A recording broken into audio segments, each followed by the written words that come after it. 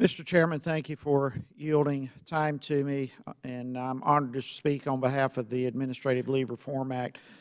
And I'm sure, Mr. Chairman, really this has come about because time and time again we have seen cases where federal employees are being placed on indefinite leave rather than being terminated for misconduct or poor performance. And I strongly support this legislation. I believe it will put an end to this shameful practice. But with the Chairman's indulgence, I would like to take the opportunity to raise a similar issue that I've been working with the committee, and that is official time. For those who may not be familiar with official time, it's a practice where federal employees are hired by whatever agency, the IRS, VA, what have you. But then instead of doing the job they were hired to do, they end up working for the union, the federal union, and of course all of this is on the backs of taxpayers. Official time allows for federal employee unions to collectively bargain with their agency, arbitrate grievances, and organize or carry out internal union activities, again, all on the backs of taxpayers.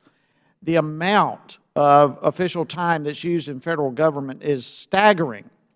This practice currently accounts for about 3.4 million man-hours each year on activities that have nothing to do with the job that these individuals were hired to do.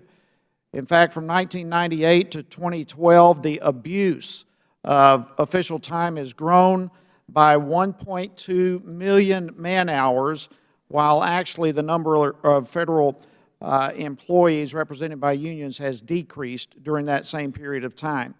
In fact, there are several federal agencies that have many employees that do nothing but union activities, and in spite of being hired to do other jobs. For example, the Department of Veterans Affairs and the IRS have over 200 employees who operate exclusively on official time, doing 100% of their jobs for union work rather than that for which they were hired.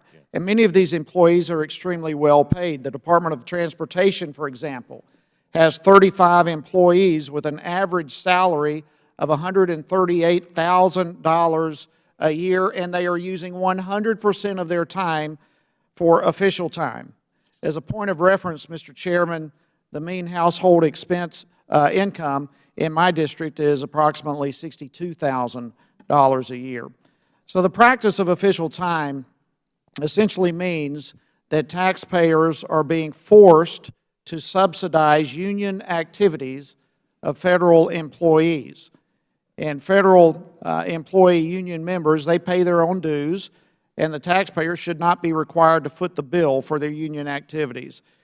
In addition, there's a great lack of reporting on this issue, that so much so that it's unclear exactly how much official time is being used by federal employees. And we are left in this committee to rely on oftentimes year-old reports from the GAO or FOIA requests.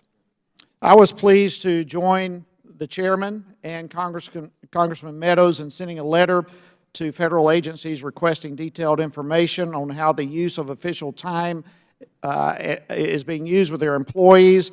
And I've also introduced legislation to help curtail official time, H.R. 1658, the Federal Employee Accountability Act. I encourage all my colleagues here to look at that piece of legislation.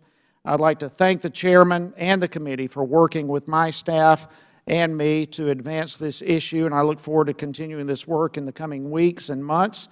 Again, I firmly stand behind the Administrative Leave Reform Act, and I urge my colleagues to do the same. I thank the Chairman, and I yield back. Thank